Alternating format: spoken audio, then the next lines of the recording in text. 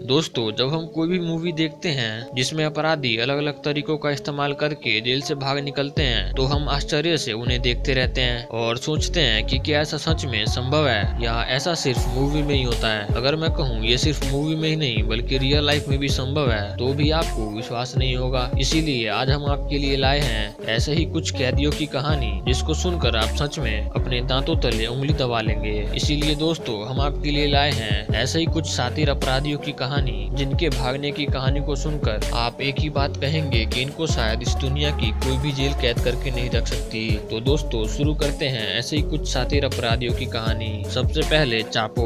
दोस्तों, अगर आप वेब सीरीज देखने के शौकीन हैं तो आपने चापो का नाम तो जरूर सुना होगा। इनका जेल से भागने का तरीका ऐसा था कि इन पर एक वेब सीरीज भी बन चुकी है। इनके जेल से भागने के तरीके ने इन्हें फेमस कर दिया। अभी 2015 की ही बात है जब ये जनाब मेक्सिको की जेल में बंद थे। ये जनाब जेल के बाथरूम में घंटों टाइम बिताते थे। किसी को शक नहीं हो इसीलिए ये बाथरूम में गाने भी गाते थे। अब आप खुद भी सोच सकते हैं कि कोई बाथरूम में घंटों का टाइम सिर्फ गाने में तो बिताएगा नहीं। एक दिन जब चापो घंटों बाथरूम से बाहर नहीं निकले और गाने के भी कोई आवाज नहीं आई तो जेल के कर्मचारी देखने के लिए गए कि आखिर चापो गए कहाँ। जब उन्होंने बाथरूम को खोल कर देखा तो वहाँ चापो नहीं थे, क्योंकि चापो भाग चुके थे। जेल के कर्मचारियों को वहाँ पर मिली तो वो थी सिर्फ सुरंग जो 33 फीट गहरी थी, जिसका मुंह बाहर टनल की तरफ खुलता था। जिसके बाद आज तक चापो का नामो निशान तक नहीं मिला।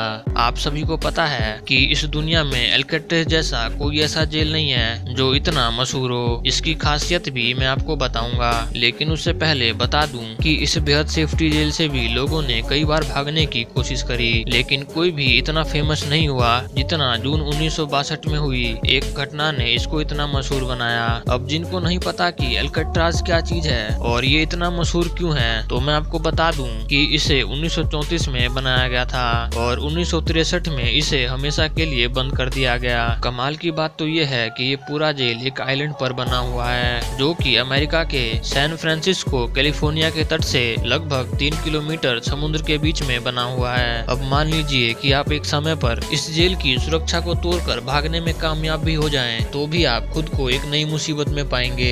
असल में ये जेल उन कैदियों के लिए बनाई गई थी जो और जेलों में रहकर परेशानी का सबक बन चुके थे। वो कभी वहाँ गुंडागर्दी करते तो कभी वहाँ से भाग जाते। इस जेल को बनाकर उनका इलाज किया गया। ये इतना सुरक्षित था कि दुनिया के सबसे मशहूर जादूगर उडीनी भी इसे तोड़ने में असफल रहे, लेकिन फिर आया फ्रैंक मोरिस नाम का ये कैदी। आज भी ये माना जाता है कि इस आदमी का IQ दुनिया के 2% उच्च कोटि के लोगों के बराबर था। वो कोई आम अपराधी नहीं था, और अगर कोई था जो इस जेल को तोड़कर भाग सकता था तो बस फ्रैंक था। सबसे पहले उसने जेल में ही अपने साथी बनाए जिनका नाम जॉन और क्लैरेंस था।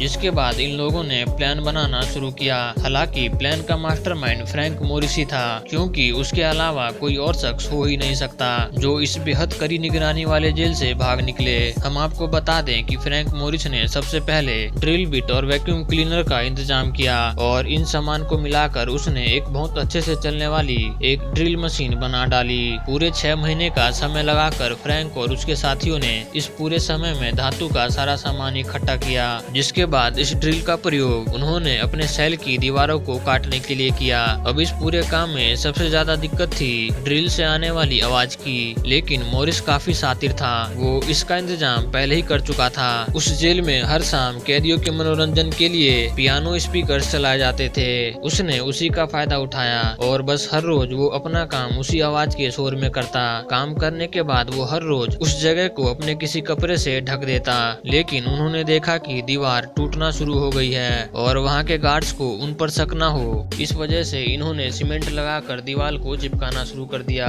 और एक समय आया कि सीमेंट पूरी तरह से चिपक चुकी थी और फिर उन लोगों ने ये फैसला किया कि वो आज ही इस जगह से बाहर निकलेंगे।